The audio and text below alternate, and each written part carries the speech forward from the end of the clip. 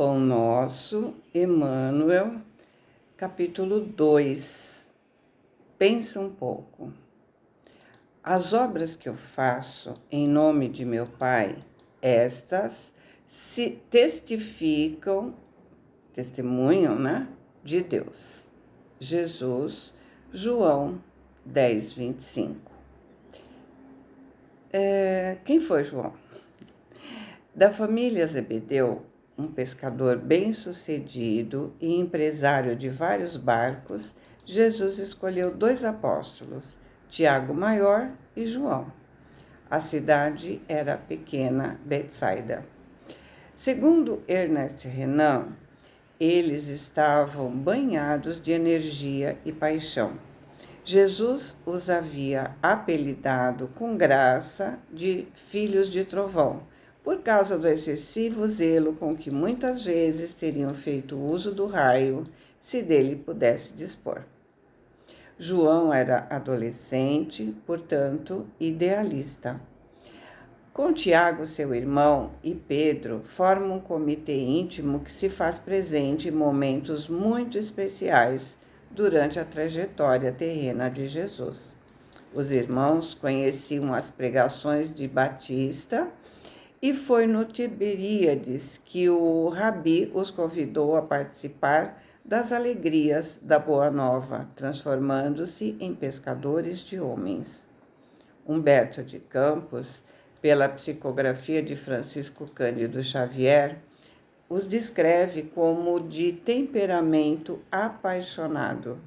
Profundamente generosos, tinham carinhosas e simples, ardentes e sinceras almas. Magnetizados pelo olhar magnetizados pelo olhar enérgico e carinhoso de Jesus, aderem ao sublime convite. No idealismo quente da sua juventude, João falava de seus planos de renovar o mundo, de pregar o evangelho às nações, sentia-se forte e bem disposto. Mais tarde, ele falaria dos tantos momentos de êxtase e aprendizado com Jesus.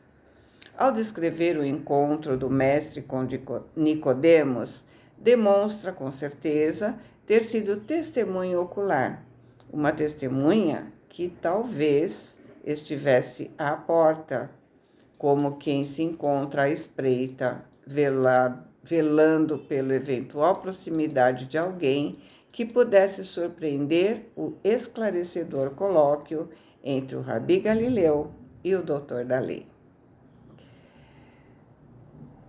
Quando narra o episódio das bodas de Canaã, João parece reviver o adolescente, maravilhado diante de um rabi pleno de sabedoria, que abençoa a união esponsalícia com a doçura do seu amor. Com Jesus, adentra a casa de Jairo, o chefe da sinagoga, cuja filha se encontrava nas malhas da agonia. Há pouco surpreendeu o olhar agradecido de Verônica, a hemorroíça, curada ao tocar o manto do mestre. Ele acompanha o rabi na íngreme subida de 562 metros até o cume do Tabor. Após as 4 horas de marcha, ele dorme junto de Pedro e Tiago. São vencidos pela canícula e pelo cansaço. Na madrugada que avança, vozes vibram no ar. A visão sublime de Jesus com as vestes brilhantes, dialogando com Moisés e Elias, o faria mais tarde, evocando a cena inesquecível, iniciar a sua narrativa evangélica, escrevendo: nele estava a vida, e a vida era luz dos homens, a luz resplandecente nas trevas, e as trevas não o compreenderam. O seu evangelho foi especialmente dirigido aos cristãos que já conheciam a mensagem. É o evangelho espiritual no dizer do Espírito Amélia Rodrigues. João, jovem, assiste com Maria os instantes de agonia e morte do seu Mestre e Senhor, a cuja dedicação Jesus entrega à sua mãe. Filho, eis aí a tua mãe. E se desincumbiu da missão, oferecendo-lhe o refúgio amoroso de sua proteção. João foi com Pedro a Samaria, depois da ascensão de Jesus, e mais tarde voltou a Jerusalém, trabalhando na Casa do Caminho.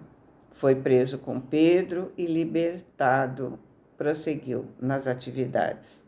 Após se instalar em Éfeso, busca Maria e a abriga em sua casa, doada por membros da família real de Adiepene, no alto da pequena colina distante dos homens e no altar imponente da natureza. Ambos se reuniam para cultivar a lembrança permanente de Jesus.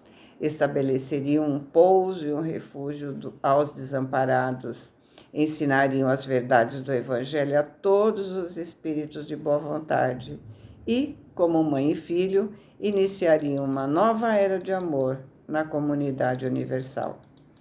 Perseguido por Domiciano, foi enviado para Roma, sendo depois exilado na ilha de Patmos, onde teve ocasião de escrever o Apocalipse. Após a morte de Domiciano, voltou para Éfeso e aí morreu quase centenário. É o único dos apóstolos a desencarnar de forma natural. A ele são atribuídas também 3 epístolas. A primeira, dirigida aos fiéis da Ásia Menor, e que, segundo alguns, parece ter sido escrita como prefácio do 4º Evangelho. A segunda, a senhora Electra e seus filhos, qualificando alguma igreja na Ásia Menor. E a terceira, a Gaio, um rico cristão. É uma carta íntima e repleta de gratidão. Com João, aprendemos: não devemos procrastinar. Algumas pessoas acreditam que a felicidade está em seguir seus próprios desejos e caminhos. No entanto, muitas descobrem que, seguindo esse caminho, acabam vazias, tristes e até miseráveis. Com João, nós aprendemos a ser humildes. Aprendemos que devemos procurar servir em vez de ser servido. João pediu a Cristo para se sentar ao seu lado no trono de glória, buscando posição e reconhecimento. No entanto, Jesus ensinou que a grandeza vem por meio do serviço. E em Marcos, ele disse: mas qualquer que quiser tornar-se grande entre vós, será vosso servo. E quem de vocês quiser ser o primeiro, será escravo de todos. Devemos escolher servir em vez de buscar ser servidos. A grandeza para um cristão é medida pelo serviço aos outros. Cristo, nosso exemplo, liderou pelo serviço, não pelo domínio. Devemos seguir seu exemplo e servir com humildade. Nós aprendemos também que devemos estar sempre prontos para novas tarefas. João estava pronto para cuidar de Maria quando Jesus pediu, mostrando que devemos estar prontos para aceitar tarefas a qualquer momento, seja para pregar o Evangelho ou ser uma luz para a comunidade. Aprendemos que dificuldades são parte da vida cristã. João, apesar da sua dedicação a Deus, enfrentou dificuldades, sendo exilado na ilha de Patmos. Ser cristão nesse mundo pode envolver perseguições e desafios. Entretanto, enfrentar tais provações faz parte da vida cristã. Aprendemos que devemos continuar a obra de Deus. Após a morte de Cristo, João continuou. Ele ajudou a estabelecer igreja e escreveu livros da Bíblia. Mesmo quando as circunstâncias pareciam desfavoráveis, ele permaneceu fiel. Como cristãos, devemos seguir seu exemplo e continuar independente das circunstâncias. Com João, aprendemos que devemos cultivar o amor piedoso. João, inicialmente conhecido por seu temperamento impetuoso, aprendeu a importância do amor piedoso. Ele enfatizou que guardar os mandamentos de Deus é uma expressão de amor.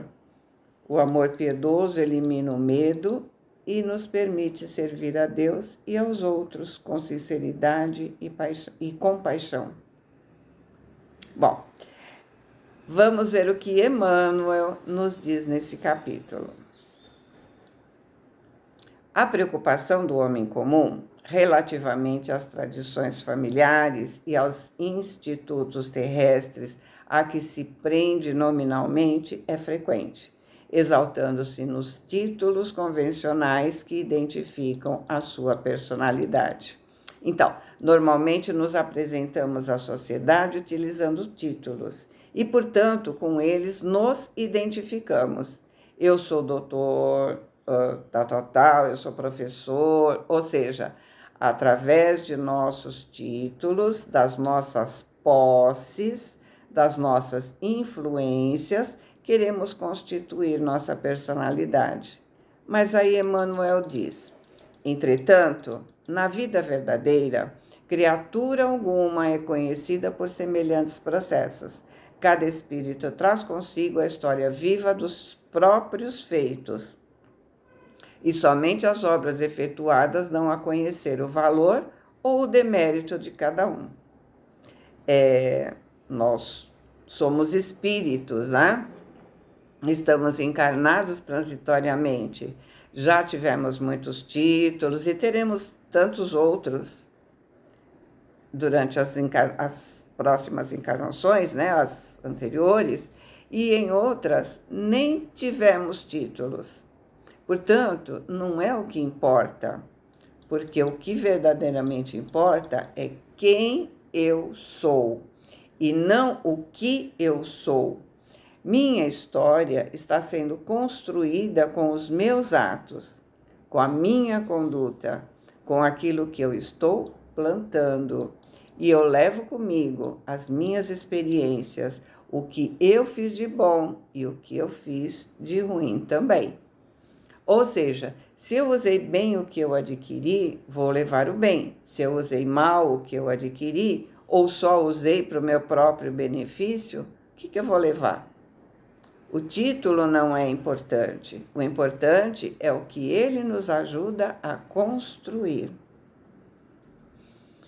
Com o enunciado, não desejamos significar que a palavra esteja desprovida de suas vantagens indiscutíveis, mas é necessário compreender-se que o verbo é também profundo potencial recebido da infinita bondade, como recurso divino, tornando-se indispensável saber o que estamos realizando com esse dom do Senhor eterno.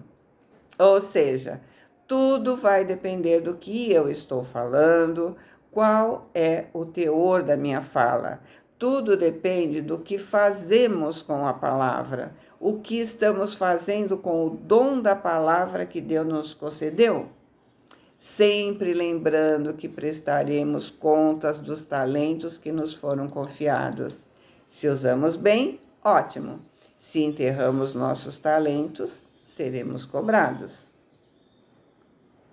Nesse particular, a afirmativa de Jesus se reveste de imperecível beleza. Que diríamos de um Salvador que estabelecesse regras para a humanidade, sem partilhar as suas dificuldades e impedimentos? O Cristo iniciou a missão divina entre homens do campo.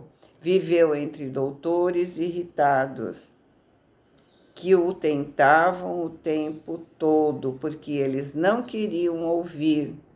Ia contra os seus interesses pessoais, financeiros, de poder, de vaidade, enfim. E pecadores rebeldes, uniu-se a doentes e aflitos, comeu o duro pão dos pecadores humildes e terminou a tarefa santa entre dois ladrões. Que mais desejas? Se aguardas vida fácil e situações de evidência no mundo, lembra-te do Mestre e pensa um pouco. Pensar no quê? O que nos motiva? Qual é o foco da minha caminhada? Meu tesouro está onde o meu coração está. Onde está meu coração? Estou buscando facilidades ou estou fazendo a minha parte com dignidade? Jesus buscava facilidades? Buscava títulos? Ou estava sempre pronto a ajudar? Ele dizia: aquele que quiser ser o maior, que sirva mais. Ele veio para servir, não para ser servido. Então, fica o questionamento: o que eu faço com as posses que Deus me deu? O que eu faço com os talentos que Deus me deu? O que eu faço com os filhos que Deus me emprestou? O que eu faço com o corpo que eu recebi? Pensemos onde está o nosso coração, porque ali nós estamos. Boa semana, fiquem com Deus, amo vocês.